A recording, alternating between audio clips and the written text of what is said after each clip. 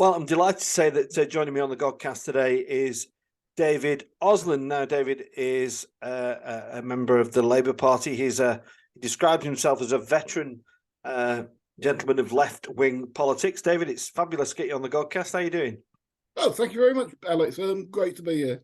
Where in the world is home for you? I'm in Dalston, in North London. Recently voted the 13th coolest district in the world by Time Out. So, yeah, hipster central, basically, but I'm too old for all that stuff. I'm going to say, did that happen when you moved there? Got that accolade? Yeah, I think that's when the gentrification really started, basically. It was a hole until I got here, but so David, now. David, that's not a London accent. Even I can detect that. Where do you originate from? Where did you grow up? Actually, I was born in London. I was born in Whitechapel. So I lived in the Midlands in my teens, where I went to secondary school, and returned to London as a mature student, right, about 21. Right, so that's and have been here ever since. Yeah. Well, you've got a bit of a cosmopolitan accent then. People wouldn't know that I'm actually originate from London as well, but I lost that accent years and years ago. So, David, can you just talking about your young life? Can you remember the time when you kind of first got interested in politics? Were your family political? They were to a degree, or some of them were. I mean, not a highly political family, I guess. My father was a trade unionist, a very loyal member of what was then the National Union of Railwaymen, and certainly a Labour voter. I had an uncle in the Communist Party, and some people further left. But for me personally, other than what you get from your parents, I guess, I'm part of the anti-Thatcher generation. I first came into contact with radical politics as a young punk rocker in the late 70s, where I got involved with movements like Rock Against Racism and Youth CND. It wasn't until I became a mature student a little bit later that I joined the Labour Party Young Socialists and began reading Marxist literature and joined a Trotskyist organisation a couple of years after that. What's your recollection of those days? I mean, I'm 53, so I kind of my earliest recollection of kind of maybe civil unrest or dispute was probably the miners' strike. What was it like being a young activist back then? What were your recollections of those days? Well, I think it must be the same story for almost every generation. Certainly of young people on the left, or young radical people. You're young, you're full of hope, you have commitment, you want to change the world. It kind of doesn't work out that way for you, but there's of course the excitement. Everything's new. The whole world of sex and drugs and rock and roll opening up to you. Or I don't know if it does. If obviously not if you're called to the priesthood, perhaps, but for others among us. Well, thanks for pointing that out, David. Appreciate it. I wonder how you talked about music, David. I'm somebody where music's been a pivotal part of my life, and has influenced my thinking in many ways. And a lot of people come to politics through other means. But just talk about the influence of music on your political thinking, would you? Oh, huge, I would say. I mean, I think it was listening to the first Clash album, maybe, and the song, Joe Strummer's song "White Riot," with the lines, "All the power in the hands of the people rich enough to buy it," and that really had an impact on my political thinking, because that just looked so right to me. I mean, I've had a lifelong musical journey. I did play in punk bands when I was younger. I still keep my hand in playing blues and jazz these days, but it was through following those kinds of music that I first came across the ideas of the civil rights movement in the US, for instance, and radical black politics, which runs straight through from Nina Simone to Chuck D and Public Enemy. So these are great traditions. Yeah, I agree with you. There's considerable overlap, isn't there? Yeah, and of that time, David, which political figures particularly were you intrigued by? Were there kind of standout people who were, making you really think about things?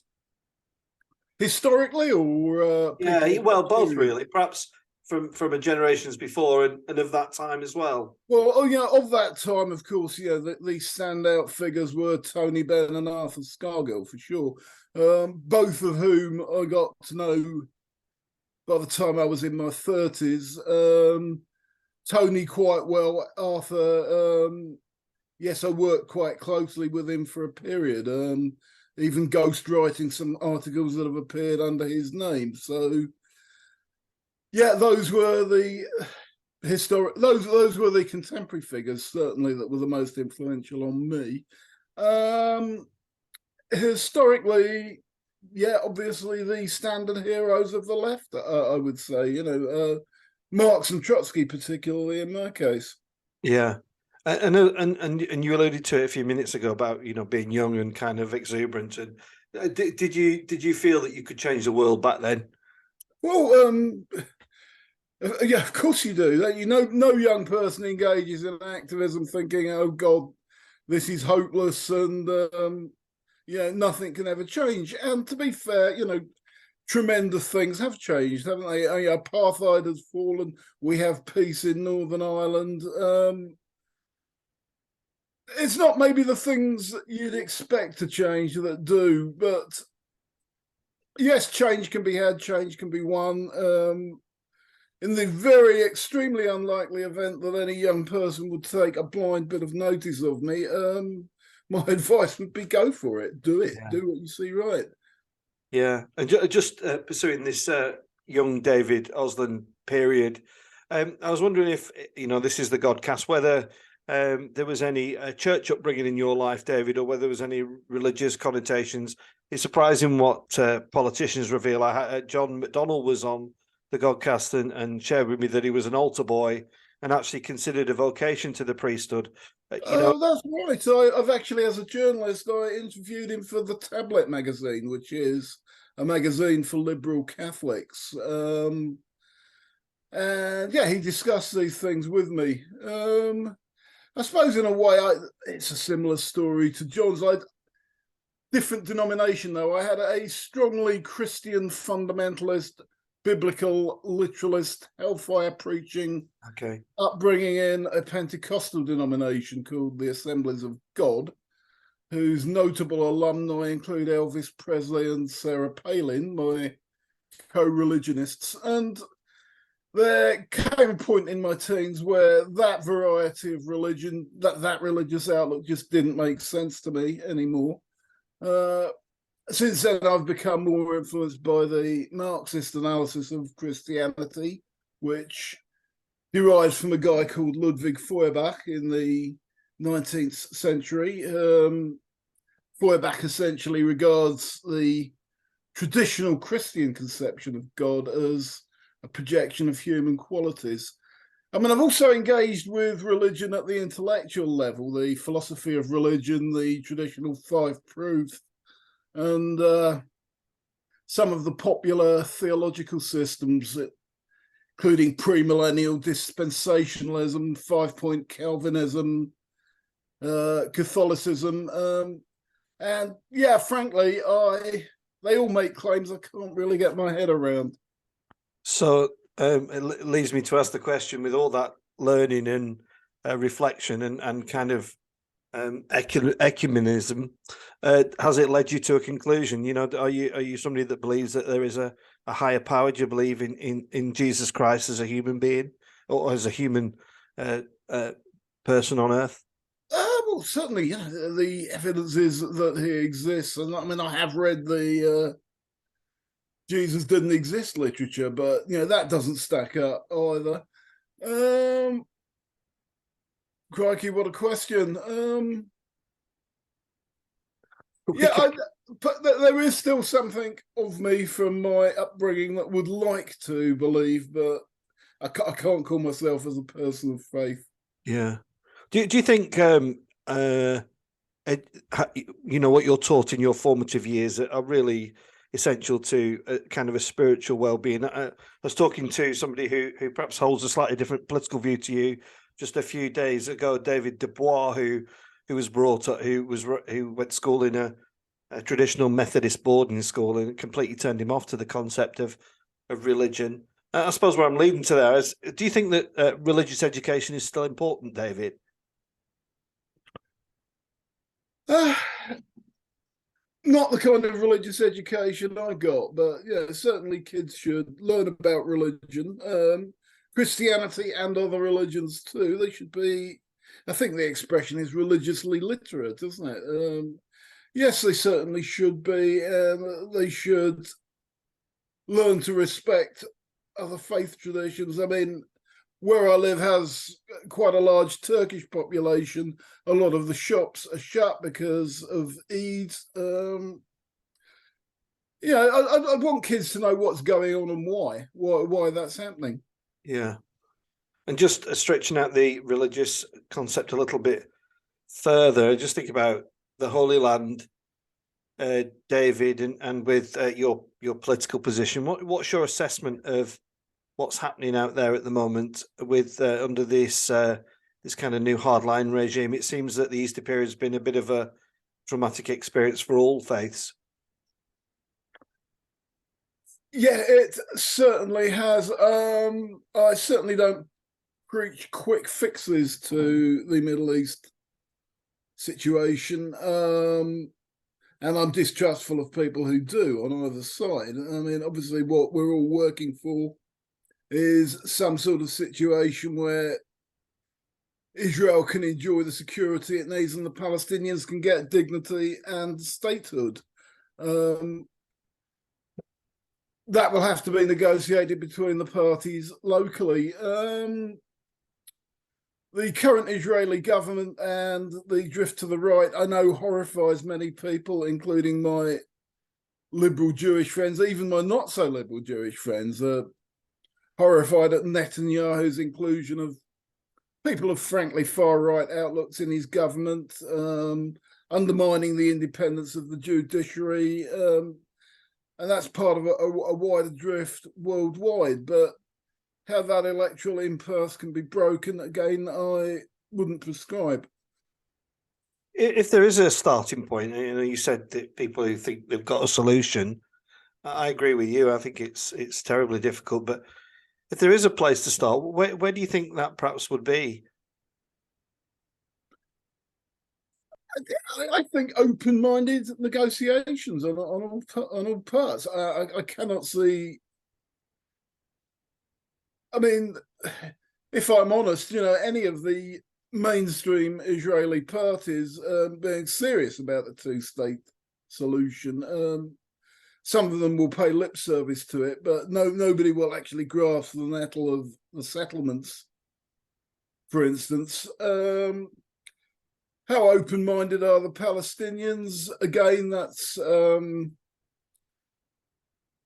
difficult to assess externally, but yeah, but perhaps certainly the Palestinian leadership is probably more serious about a two-state solution than the leadership of the Israeli government right now. Yeah, is it a place that you visited in your work? It's not. In fact, it's about the only Middle East country I haven't visited in the course of my work. I travel quite extensively as a journalist. It's my number one place I would like to visit, and yeah, I hope to get there before too long. Yeah, and just back at home, David, the last kind of 4 or 5 years, or even beyond, have been extraordinary in terms of politics. I kind of there's a number of questions I'd like to ask. Is the last general election seemed a bit of a collapse of what was described as the red wall. Do you feel though? Do you think that was a kind of a once in a lifetime generation experience? As we approach local elections and as we approach a general election, do you think those red walls will be rebuilt? What's your kind of assessment? It does look like ground that Labour can win back. The current Labour poll lead suggest that. I mean, I'd better be careful here, but I think the last polls I saw, support is even better in the Red Wall than it is nationwide. So, yeah, everyone's predicting gains. I mean, when I was a young journalist, a very wise man said to me, remember that nothing is ever more than 80% certain in politics, but I guess Labour gains look 80% certain. And do you think those gains are because of robust Labour leadership and policies, or is it because of a weak Conservative leadership and kind of catastrophic events of recent months and years? Well, what you may have guessed, I'm not Keir Starmer's strongest supporter. And what worries me about his leadership is his inability to make the political weather. I mean, I think he was gifted to that 20-point poll lead by the collapse of the Truss administration. And it's interesting that once you have a minimally competent Conservative government under Sunak, that lead is eroding, isn't it? So it's probably more down to the Tory collapse than I think a positive swing behind Starmer, whose personal polling remains low. And does that bode well for the Labour Party? Does that potentially mean that it could be a one-term kind of return to Labour control while the Tories get their house for a bit? I'm relying perhaps on gut feeling here, but I think every so often, every decade or two, there's a shift in the tectonic plates. Political change on a long-term basis becomes inevitable. I mean, I remember that from the late 70s when Thatcherism emerged. I remember that from the mid-90s when Blairism emerged. I'm hoping that there is actually real public revulsion for the state of this country right now after 13 years of Tory governments, that we'll see a backlash and we'll see a Labour governments for at least the next 10 years after the next general election. You said a few minutes ago, David, that you're not a fan of Keir Starmer, or not his biggest fan. Does that mean that you find supporting him difficult? Is this the Labour Party you want to see, or is it a Labour Party that you have to just accept? It's not the Labour Party I want to see, no, but I'm fortunate enough to be in Hackney North constituency, where I will have no difficulty in campaigning for and voting for the wonderful Diane Abbott. What is it you don't like about what you see? I think the continued abandonment of the sort of radical policies that I think Britain needs. I mean, on issue after issue, Brexit, immigration, private sector involvement in the NHS, hardline law and order rhetoric, benefit levels, the monarchy, Scottish independence, Irish unity, NATO, nuclear weapons. Labour actually boasts that its policies are no different from the Tories, or even worse, they boast that they're tougher than the Tories. I mean, I think the offer, such as it is largely improved employment rights, infrastructural investment, and slightly higher public spending, which are all worth having, but they don't begin to address the depth of the social crisis in this country right now. Poverty that is leading to hunger for millions, regional inequalities, housing shortage on a huge scale. I mean, obviously, as a Marxist, I'd never expect a Labour government to implement a socialist programme, but what we're being offered, I fear, is unambitious, even by social democratic standards. Mm. And why is it you think that Diane Abbott is allowed to stand at the next general election, but Jeremy Corbyn isn't? we'll wait and see who is allowed to stand, of course. But we know the real reason why Corbyn has been barred is because Starmer wishes to cauterise the recent past. I think that's unnecessary. So, but it's probably the fundamental pillar of his political programme in many ways. And do you expect Jeremy to stand regardless? Well, I speak to people who know, people who are closer to him than I am. I should say I'm very happy to say he's been a personal friend of mine for the last 30 years. But from what I gather, this is still being debated. Different members of his family, different members of his inner circle have got different ideas of what should happen. He'll have to make his own mind up on this one. Yeah, just shifting him away from the politics for a moment. He's always struck me as somebody who, regardless whether you agree with him or not, struck me that argues with empathy and compassion. And in recent days, we've seen this issue with the Tories. I wonder if, and it opens up a debate, doesn't it, about whether politics should be robust and hardy, or whether it should be more gentle and empathetic. I'm wondering what you think. I think there's a balance to be struck, isn't there? The American aphorism, politics is a contact sport, is certainly true. Yes, you have to attack your opponents. No one denies that. But I think there are moral constraints about how you do it. That some of those recent Labour attackers, I fear, have exceeded those moral constraints. They need to be in place. Yeah, and do you think Corbyn getting so close to leading the country, a bit like the Red Wall scenario, do you think that was a once in a lifetime generational opportunity? Do you think that effectively saw the end of Marxism in British politics? Well, of course, Jeremy's not a Marxist, is he? So, Marxism remains marginalised. I don't think it sees the end of socialism in British politics. It seems to be growing in popularity among young people. I mean, the evidence is it's even more popular among young people today than it was among young people of my period. So the impulse that drives people to become socialists, perhaps in some cases the impulse that drives people to become Christians, is similar. That wish for a better world, that wish for an end to hunger and poverty, exploitation and oppression will always be there. I think people will always fight for these things. I don't think it ever goes away until maybe one day one generation will get there. Yeah.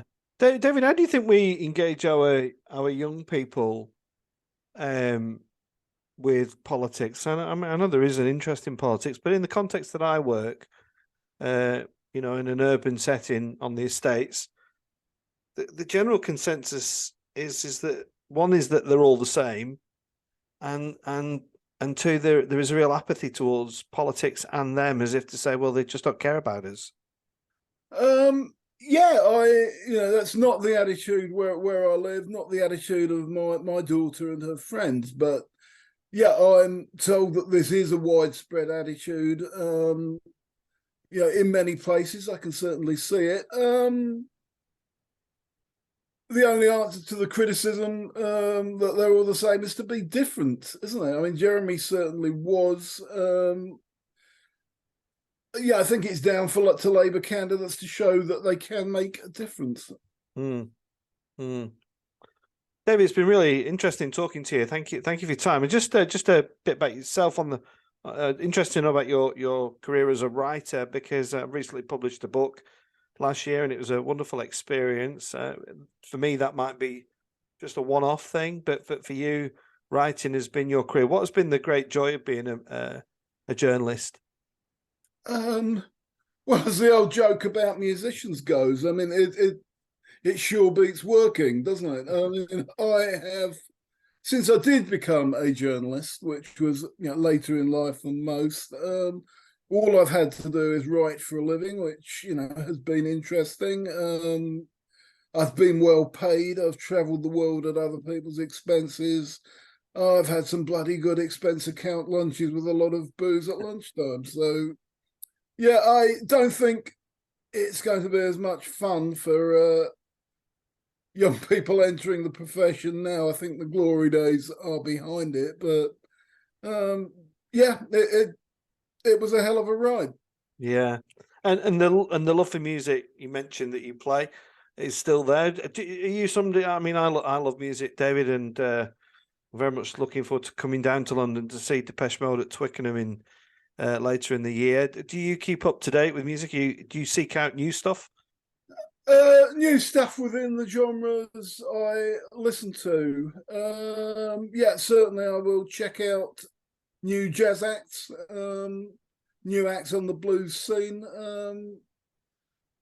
Really, my 70s guitar heroes are dying off, so not much mileage in seeing them. Yeah, I think, thanks to having a teenage daughter also, I have checked out some of the emerging pop, hip hop, rap talent. I mean, sometimes she alerts me to good new acts for me to listen to her, and I'll play her some Ella Fitzgerald. So yeah, we trade notes musically. Yeah. Oh, my old man, who's sadly no longer with us, was a jazz pianist, and people like Ella Fitzgerald were absolute heroes. But I think it's interesting what you said about hip hop. I don't want to digress, but yeah, I think there's some naff stuff out there, but there's some highly intellectual stuff, isn't there? There's some highly. There really is some highly politicized and very clever wordplay. I mean, it'll never be my music, and I'm not trying to get down with the kids, as the saying goes. But yeah, I can certainly appreciate the cleverness and the intelligence of the better hip hop artists. Yeah. Do you have any interests outside of music and writing, David? Are you do you like any particular sport or theatre? Yeah, well, I'm a film fan. Certainly, this is something that has become increasingly important for me in recent years. I try to watch a couple of movies from all periods and genres, from Hollywood classics to art house to new releases. Try to watch a couple every week. I'd love if I had more time. I used to be a tournament strength chess player. Really? Gosh. Yeah, as a younger man. I haven't really touched the chess piece since having kids, but that's something I would like to resurrect, I think, at some point. Yeah, fascinating stuff. I'm a Scrabbler myself, but so listen, David, thanks for coming on the Godcast. I really appreciate your time, and thanks, Alex. And wish you well with what comes next. I'm off to watch Burnley this afternoon, so I'm looking forward to that. And just say thanks for coming on the Godcast. Thank you. Okay, thanks, Alex. Thank you.